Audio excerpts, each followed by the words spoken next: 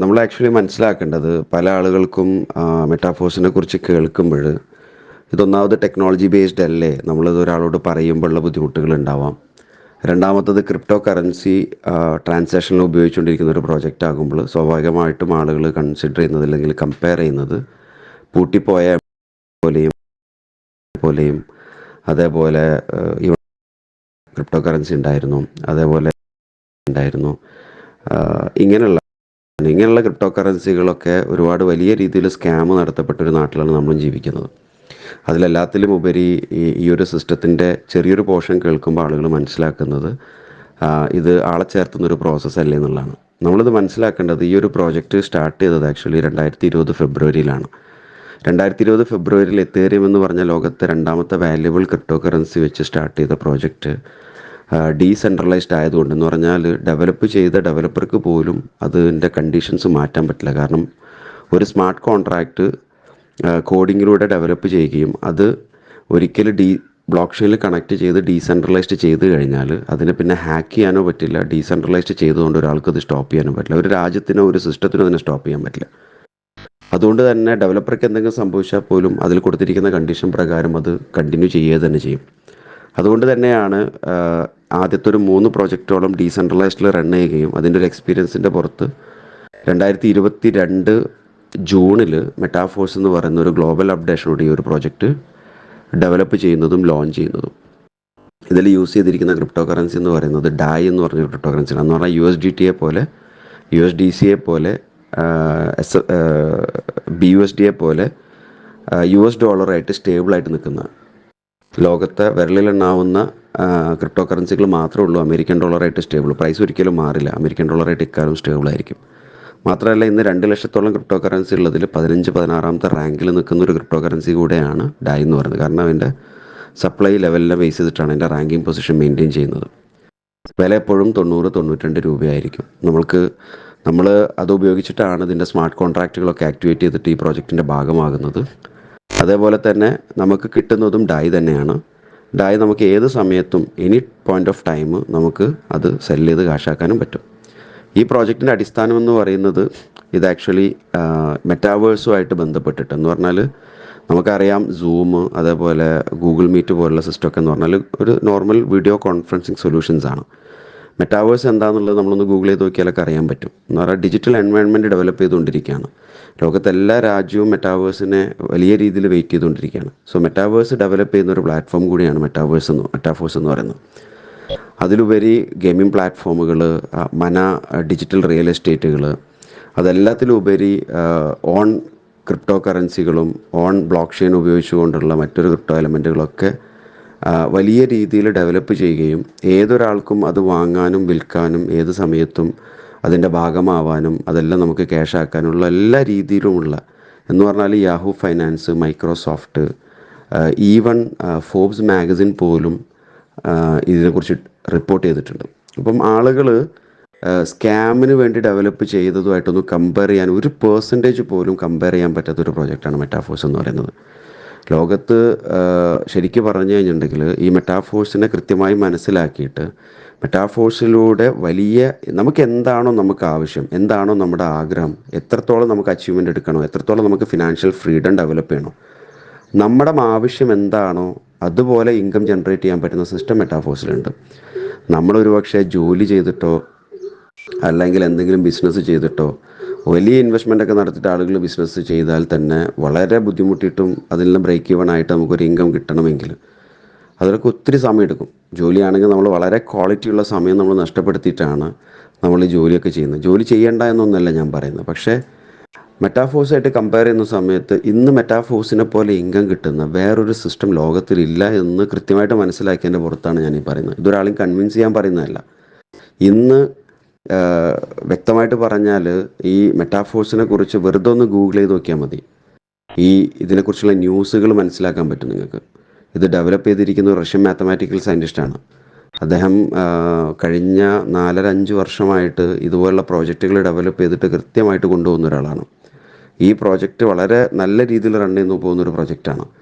ഇതിൽ തന്നിരിക്കുന്ന MFS എന്ന് പറഞ്ഞൊരു ക്രിപ്റ്റോ കറൻസി 2023 ഏപ്രിലിൽ മൈനിങ് സ്റ്റാർട്ട് ചെയ്ത സമയത്ത് ഇതിൽ പാർട്ടിസിപ്പൻ്റ് ആയ ആളുകൾക്കൊക്കെ റിവാർഡായിട്ട് കുറേ കിട്ടി. അതേപോലെ തന്നെ മൈനിങ്ങിൻ്റെ ഭാഗമായി നിന്നത് കൊണ്ടും ഓൾമോസ്റ്റ് $0.25 എന്ന് പറഞ്ഞാൽ ഏതാണ്ട് ഒരു 22 മുതൽ ഇതിൻ്റെ പ്രൈസ് സ്റ്റാർട്ട് ചെയ്യുകയും ഇന്ന് നിൽക്കുന്നത് ഓൾമോസ്റ്റ് ഒരു 900 രൂപയിലാണ്. എന്ന് പറഞ്ഞാൽ ഒരു വർഷം മുമ്പ് 22 രൂപയിൽ ഉണ്ടായിരുന്നൊരു സാധനം ഇന്ന് 900 രൂപയ്ക്ക് വാങ്ങാനും വിൽക്കാനും പറ്റുന്നൊരു സാധനമാണ്. ഒരാൾക്കും ആരെയും വെയിറ്റ് ചെയ്യാതെ ബൈ ചെയ്യാനും അവരവരുടെ ഇഷ്ടത്തിന് സെല്ല് ചെയ്യാനും ഒക്കെ പറ്റുന്നുണ്ട്. അതും മാർക്കറ്റിൽ ലിസ്റ്റ് ചെയ്യുന്നതിന് മുമ്പ് ഇൻ്റർണൽ പ്ലാറ്റ്ഫോമിൽ തന്നെ. കാരണം P2P, person to person trading നടത്താൻ പറ്റുന്ന, ഇൻ്റർണലി ട്രേഡിംഗ് ചെയ്യുന്ന ഒരു P2P സംവിധാനം ഇൻ്റർഫേസിൽ സ്റ്റാർട്ട് ചെയ്തത് ഈവൻ യാഹു ഫൈനാൻസ് പോലും റിപ്പോർട്ട് ചെയ്തിട്ടുണ്ട്. ഇതൊക്കെ നമ്മളൊന്ന് പഠിക്കണം, നമ്മളിതിനെക്കുറിച്ച് റിസർച്ച് നടത്തണം, നമ്മളിതിനെക്കുറിച്ചൊന്ന് മനസ്സിലാക്കണം. മെറ്റാഫോഴ്സിൻ്റെ ബേസ് മനസ്സിലാക്കണമെങ്കിൽ ഒരു 4-5 കാര്യം മാത്രം എന്താണെന്നുള്ളത് യൂട്യൂബിലും ഗൂഗിളിലും നമ്മൾ സെർച്ച് ചെയ്ത് നോക്കിയാൽ മതി. എന്താണ് ഡീസെൻട്രലൈസ്ഡ് കൺസെപ്റ്റ്, എന്താണ് സ്മാർട്ട് കോൺട്രാക്റ്റ്, എന്താണ് ബ്ലോക്ക് ചെയിൻ ടെക്നോളജി, എന്താണ് ക്രിപ്റ്റോ കറൻസി, എന്താണ് മെറ്റാവേഴ്സ്, എന്താണ് ഈ പറഞ്ഞ മന റിയൽ എസ്റ്റേറ്റ് എന്ന് പറഞ്ഞാൽ നമുക്ക് Web3 എന്ന് പറഞ്ഞ ഇൻ്റർനെറ്റിൻ്റെ ലേറ്റസ്റ്റ് വേർഷനിലേക്ക് ഇൻ്റർനെറ്റ് കൺവേർട്ട് ചെയ്യപ്പെടുമ്പോൾ, മൈഗ്രേറ്റ് ചെയ്യപ്പെടുമ്പോൾ, നമ്മളെല്ലാം ഇൻ്റർനെറ്റിൽ നോർമൽ യൂസർ ആണെങ്കിൽ ഇൻ്റർനെറ്റിലൂടെ നമുക്ക് പണം ഉണ്ടാക്കാൻ നമുക്ക് പറ്റിയിട്ടില്ല. പക്ഷേ ഈ ഇൻ്റർനെറ്റിൻ്റെ സംവിധാനങ്ങൾ ഉപയോഗിച്ചിട്ട് നമുക്ക് വലിയ രീതിയിൽ ഇൻകം എടുക്കാൻ പറ്റുകയും വലിയ രീതിയിൽ അച്ചീവ്മെൻ്റ് എടുക്കാൻ പറ്റുന്നൊരു സിസ്റ്റമാണ് മെറ്റാഫോഴ്സ് എന്ന് പറയുന്നത്. ഇവിടെ നിങ്ങൾക്ക് ശരിക്കും പറഞ്ഞാൽ അതിൻ്റെ ഫസ്റ്റ് പ്രോഗ്രാമായ ഡോട്ട് മെറ്റാഫോഴ്സ് എന്ന് പറഞ്ഞ ഫസ്റ്റ് സ്മാർട്ട് കോൺട്രാക്ട് 15-16ഓളം പ്രോഗ്രാമുകൾ അടങ്ങിയിരിക്കുന്ന വലിയ എക്കോ സിസ്റ്റമാണ്. ആദ്യത്തെ പ്രോഗ്രാം ഇതിൻ്റെ ഭാഗം ജസ്റ്റ് മാറ്റിക് ഉപയോഗിച്ചുകൊണ്ട് രജിസ്റ്റർ ചെയ്യാൻ പറ്റുകയും അതിൽ റെഫറൽ റിവാർഡ് എത്ര കണ്ടുണ്ടാക്കാൻ പറ്റുന്നൊരു പ്രൊജക്റ്റാണ്. നിങ്ങൾക്ക് എത്ര പേരിലേക്ക് വേണമെങ്കിലും ഇത് റെഫർ ചെയ്യാം. നിങ്ങൾ റെഫർ ചെയ്യുന്ന സമയത്ത് നിങ്ങളവിടെ ഒരു ടാക്റ്റൈൽ എന്ന് പറഞ്ഞ ഫസ്റ്റ് പ്രോഗ്രാമിൽ നിങ്ങളുടെ ആ ഇഷ്ടത്തിനനുസരിച്ചിട്ടുള്ള സ്മാർട്ട് കോൺട്രാക്റ്റുകളുടെ വാല്യൂ അനുസരിച്ച് നിങ്ങൾ ആക്ടിവേറ്റ് ആക്കുകയും നിങ്ങൾ ആക്ടിവേറ്റ് ആക്കിയിരിക്കുന്ന വാല്യൂവിൻ്റെ സ്മാർട്ട് കോൺട്രാക്റ്റ് അനുസരിച്ചിട്ട് നിങ്ങളെ ആയിട്ട് ബന്ധപ്പെട്ട നിങ്ങളെ ഇൻവിറ്റേഷൻ ഉപയോഗിച്ച ഏതൊരാൾ ആക്ടിവേഷൻ നടത്തിയാലും നിങ്ങൾക്ക് അതിൽ നിന്നും റെഫറൽ റിവാർഡുകളുണ്ട്. അതേപോലെ തന്നെ നിങ്ങളെ റെഫർ ചെയ്ത ആളുകൾ മറ്റുള്ള ആളുകളെ റെഫർ ചെയ്യുന്നതിൻ്റെ പുറത്തും നിങ്ങൾക്ക് സ്പിൽ ഓവറായിട്ടും റിവാർഡുകൾ കിട്ടാനുള്ള സാധ്യതകളുമുണ്ട്. ഇങ്ങനെയുള്ള കുറേ കാര്യങ്ങളുണ്ട്. ഇത് കേൾക്കുമ്പോഴേ ക്രിപ്റ്റോ കറൻസി എന്ന് കേൾക്കുമ്പോഴേ ആളുകൾ ഈ സ്കാമുമായിട്ടാണ് കമ്പയർ ചെയ്യുന്നത്. ഒരിക്കലും അത് കമ്പയറബിൾ അല്ല. നമുക്ക് ഓപ്പണായിട്ട് ചാലഞ്ച് ചെയ്യാൻ പറ്റുന്നൊരു കാര്യമാണ്. ഞാൻ പറയുന്നത് ഇതിൻ്റെ ബ്യൂട്ടി മനസ്സിലാക്കുക, ഇതിൻ്റെ പൊട്ടൻഷ്യൽ മനസ്സിലാക്കുക. നമുക്ക് നല്ല പ്രോജക്റ്റ് കിട്ടാൻ ബുദ്ധിമുട്ടാണ്. എന്നെ സംബന്ധിച്ചിടത്തോളം ഞാൻ കഴിഞ്ഞ 2.5 വർഷമായിട്ട് ഇതിൻ്റെ തുടക്കം മുതൽ കയറി നിന്നതുകൊണ്ട് എന്നല്ല, ഇതിൻ്റെ തുടക്കം മുതൽ ഇതിൻ്റെ പ്രൊജക്റ്റിൻ്റെ ഡെപ്ത് മനസ്സിലാക്കിയത് കൊണ്ടും ധൈര്യമായിട്ട് ആളുകൾക്ക് ഇത് പറഞ്ഞു കൊടുക്കാൻ പറ്റിയതുകൊണ്ടും എനിക്കും ഇത് കേട്ട് മനസ്സിലാക്കിയിട്ട് ഇതിൻ്റെ യാഥാർത്ഥ്യം മനസ്സിലാക്കിയിട്ട് ഇത് ചെയ്ത ആളുകൾക്കും വലിയ അച്ചീവ്മെൻറ്റും വലിയ റിസൾട്ട് ഉണ്ടാക്കാൻ പറ്റിയിട്ടുണ്ട്. സോ ഓപ്പർച്യൂണിറ്റി വളരെ വലുതാണ്. മെറ്റാഫോഴ്സ് എന്ന് പറയുന്നത് വെറുതെ ഒരു ലാഘവത്തോടു കൂടി കാണണ്ട. കാരണം ബിറ്റ്കോയിന് പോലുള്ള ക്രിപ്റ്റോ കറൻസികളൊക്കെ നമ്മളെ മുന്നിലൂടെ പാസ് ചെയ്ത് പോയതാണ്. എത്തേറിയം നമ്മളെ മുന്നിലൂടെ പാസ് ചെയ്ത് പോയതാണ്. പല ക്രിപ്റ്റോ കറൻസികളും ചെറിയ വാല്യൂലുണ്ടായിരുന്നതാണ്. അപ്പോഴൊക്കെ നമ്മൾക്ക് ഇതുപോലുള്ള സാധനങ്ങളൊക്കെ ഭയപ്പെട്ടിട്ട് മാറി നിന്നിട്ടുണ്ടെങ്കിൽ അതിനിടയിൽ കൂടെ സ്കാമുകൾ കൊണ്ടുവന്നിട്ട് ക്രിപ്റ്റോ കറൻസി പോലുള്ള കറൻസികൾ ഉപയോഗിച്ചുകൊണ്ട് ചെയ്യുന്നതെല്ലാം പ്രോജക്റ്റുകളും റോങ് ആണെന്ന് വിശ്വസിച്ച കുറേ ആളുകളുണ്ട്. സോ ഞാൻ പറയാണ്, മാക്സിമം ഇത് ഉപയോഗപ്പെടുത്തുക. ടൈം ഈസ് മണി എന്ന് തന്നെ ലൈഫിൽ നമ്മൾ കാണാം. നമുക്ക് നല്ല രീതിയിൽ അച്ചീവ്മെൻ്റ് ഉണ്ടെങ്കിൽ നമ്മളെ സറൗണ്ടിങ്സും ചാരിറ്റി ആയിട്ടും ഒരുപാട് കാര്യങ്ങൾ നമുക്ക് ചെയ്യാൻ പറ്റും. സോ അത് ഉപയോഗപ്പെടുത്തുക. അവസരങ്ങൾ എപ്പോഴും കിട്ടില്ല. ഇത് നല്ലൊരു അവസരമാണ്. ഇത് നിൽക്കാൻ ഒരു രീതിയിലുള്ള ഓപ്ഷനില്ല. MFS എന്ന് പറഞ്ഞ ക്രിപ്റ്റോ കറൻസി ഇപ്പോഴും ഏൺ ചെയ്യാൻ പറ്റുന്നുണ്ട്. ഓൾമോസ്റ്റ് $10 സ്റ്റേബിളായിട്ടാണ് പ്രൈസ് നിൽക്കുന്നത്. 9.50, 9.60, $10, $11 ഈ റേഞ്ചിലാണ് കഴിഞ്ഞ ദിവസങ്ങളിലൊക്കെ. ഇതെല്ലാം അവരവരുടെ കയ്യിലുള്ളത് അവരവർക്ക് വിൽക്കാൻ പറ്റുന്നുണ്ട്. അതിനൊക്കെ കൃത്യമായ സ്ട്രാറ്റജി ബിൽഡ് ചെയ്തിട്ടുണ്ട്. നല്ല രീതിയിൽ മാർക്കറ്റിൽ പബ്ലിക്കിൽ വരുമ്പോൾ തന്നെ വലിയ രീതിയിൽ പ്രൈസ് മൂവ്മെൻറ്റ് നടക്കാനുള്ള രീതിയിൽ ഇതിനെ ബിൽഡ് ചെയ്തിട്ടുണ്ട്. ഇപ്പോഴും ആ ഒരു എലമെൻറ്റ് നമുക്ക് റിവാർഡായിട്ട് കിട്ടാനുള്ള ലൈവായിട്ട് കാര്യങ്ങൾ നിന്നുകൊണ്ട് പോകുന്ന ഒരാളെ സംബന്ധിച്ചിടത്തോളം വലിയ രീതിയിൽ MFS ഇനിയും ഏൺ ചെയ്യാനുള്ള ഓപ്ഷൻ ഉണ്ട്. കാരണം വില കൂടിയാലും ശരി, നമുക്ക് കിട്ടുന്നതിൻ്റെ മൂല്യം നമ്മളെ കയ്യിൽ നിൽക്കുന്ന സാധനത്തിന് വില കൂടിക്കൊണ്ടിരിക്കുന്നുണ്ട്. സോ അത് നമുക്ക് ഒരുപാട് കാര്യങ്ങളുണ്ട്. ഇതിൻ്റെ ഈ സിസ്റ്റം എന്ന് പറയുന്നത് വളരെ വലുതാണ്. ഇതൊരു 10 മിനിറ്റിൻ്റെ ഉള്ളിൽ നിൽക്കുന്ന വോയിസ് ആയിട്ടൊന്നും എനിക്ക് അയക്കാൻ പറ്റുന്നതല്ല. കാരണം ഇതിൻ്റെ ഫസ്റ്റ് പ്രോഗ്രാമായ ഞാൻ നേരത്തെ പറഞ്ഞ റിവാർഡ് പ്രോസസ്സ് ഉപയോഗിച്ചുകൊണ്ട് ഇതിൻ്റെ കമ്മ്യൂണിറ്റി എത്ര കണ്ട് വലുതായാലും ആര് തന്നെ ചെയ്താലും, ഞാൻ പറയുന്ന ലോകത്ത് ഏതൊരാൾക്കും ഇത് കൊടുക്കാൻ പറ്റും. നമുക്ക് നമ്മളെ നാട്ടിലുള്ള ആൾക്കൊന്നൊന്നുമില്ല, ഏത് നാഷണാലിറ്റിക്ക് ഇത് ചെയ്യാൻ പറ്റും.